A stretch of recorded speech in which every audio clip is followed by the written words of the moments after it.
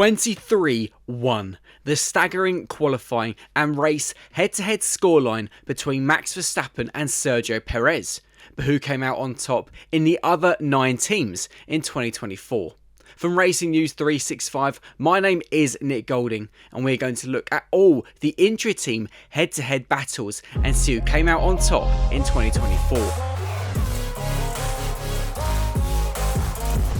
But before we get on with the video, be sure to smash the like button and subscribe to the channel if you have not already done so. We've seen a huge recent rise and would love for it to continue. On that note, let's get on with the video.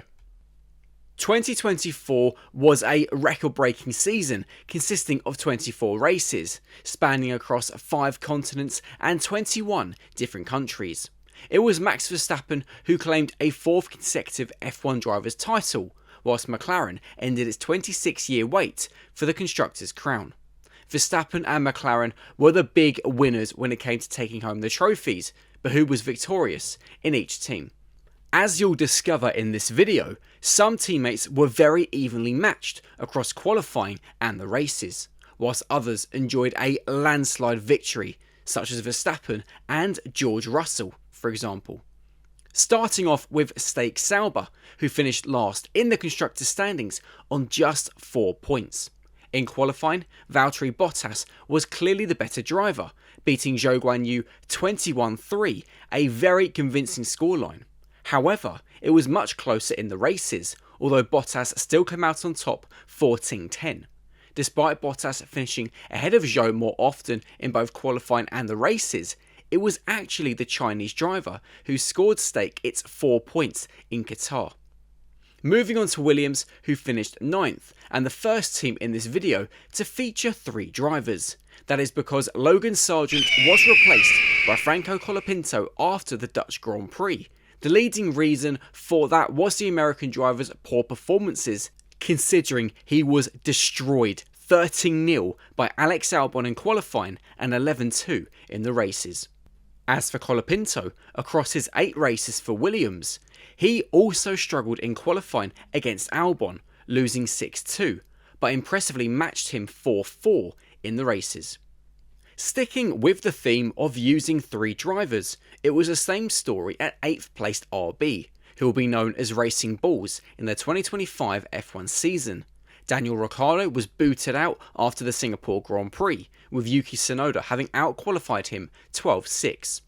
Interestingly, Tsunoda only just came out on top in the races at 9-8, but Ricciardo often finished ahead of the Japanese driver when both drivers were outside the points. In came Liam Lawson as Ricciardo's replacement for the final 6 rounds. However, he was destroyed 6-0 in qualifying against Tsunoda and lost 4-2 in the races. Despite this, he has been awarded a Red Bull seat next to Verstappen for 2025, rather than Tsunoda. At Haas, who also used 3 drivers on its way to 7th in the standings, it was Nico Hülkenberg who led the team magnificently. The new Sauber driver defeated Kevin Magnussen 16-6 in qualifying and 16-5 in the races, putting him clear of the Danish driver. For 2 races, one through illness and the other as a result of his 1-race ban, Magnussen was replaced by Oliver Bearman. Impressively, the new Haas driver outqualified Hülkenberg 2-0 and converted it into a 2-0 victory also in the races where he replaced K-Mag. Mainly thanks to a shock double podium in Sao Paulo, Alpine completed a late season charge to snatch 6th in the standings. The driver pairing of Pierre Gasly and Esteban Ocon proved to be one of the most competitive on the grid, with Ocon having narrowly defeated Gasly 12-11 in qualifying. Despite being the driver who has left Alpine for Haas, Ocon also came out on top in the races, defeating Gasly 13-10. Gasly did at least qualify and finish ahead of Jack Doohan in the Australian driver's 1 race in Abu Dhabi, where he replaced Ocon. Up to 5th place and Aston Martin, who were one of a few teams where one driver completely dominated. Once again, 2-time world champion Fernando Alonso was simply too much for Lance Stroll, with the Spaniard having outqualified the Canadian 19-5. Between the two drivers, it was a similar story across the races, with Alonso coming out on top with a score of 17-7 against Stroll. Moving on to the top 4 from the 2024 F1 season, and it was Mercedes who had to settle for the lowest spot out of the big 4. It was an odd season for the Silver Arrows, who had to deal with Lewis Hamilton's farewell and yet another inconsistent car. Despite 2 victories, it was not the final season with Mercedes which Hamilton would have hoped for, having been blown away by George Russell.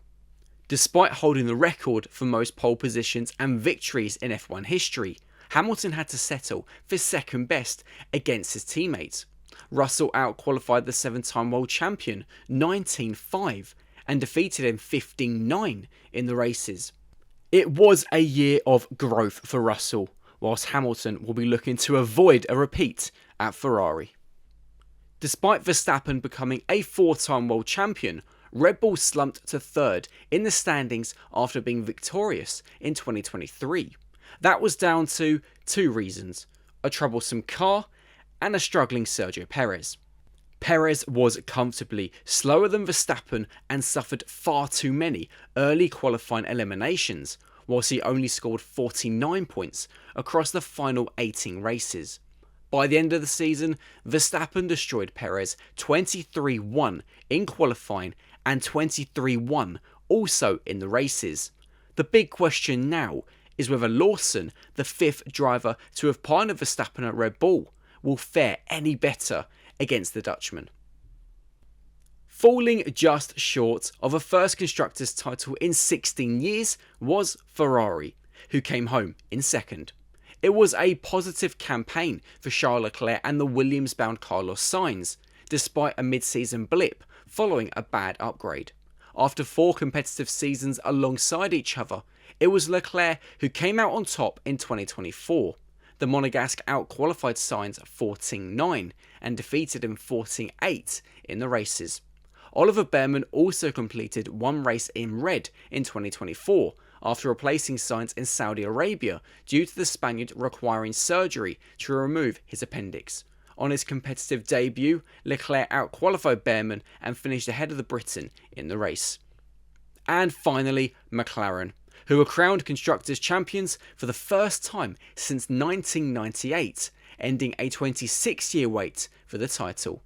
Despite a very strong driver pairing, Oscar Piastri spent a lot of 2024 behind Lando Norris, who tried to take the fight to Verstappen in the driver's title. In perhaps the biggest surprise of the intra-team head-to-heads, Norris outqualified Piastri 21-3, the second joint most convincing scoreline across the 2024 qualifying sessions. It was slightly closer in the races, but Norris was still victorious 16-8. Some very surprising head-to-head results, but also some which were probably expected ahead of the 2024 season. But which result do you think is the most interesting? Let us know in the comments and predict who you think will come out on top in each team in 2025. Be sure to smash that like button and subscribe to the Racing News 365 channel.